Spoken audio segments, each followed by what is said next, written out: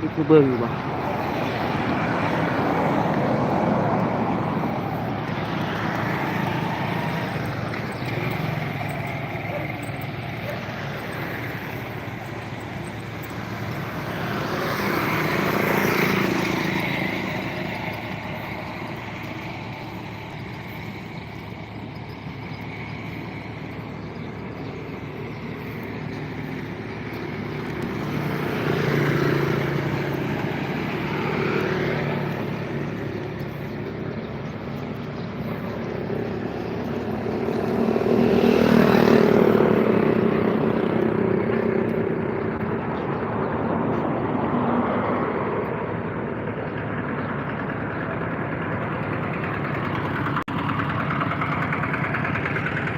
ใส่เกี่ยวข้าวที่เกี่ยวนั่ง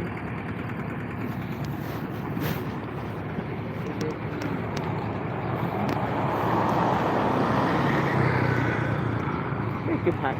หลังนี่มาครับ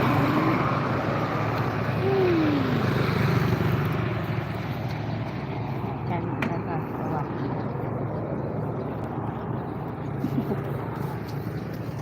เจ้าอาวาสนั่นหัวหน้าอันนี้ห้องเจ้าอาวาส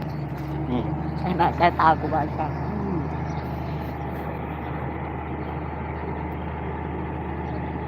พี่น้ำมากเลย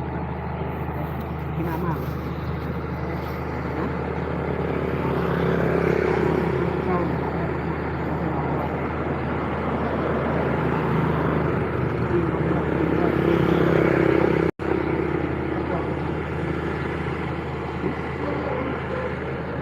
เดี๋ยวมัน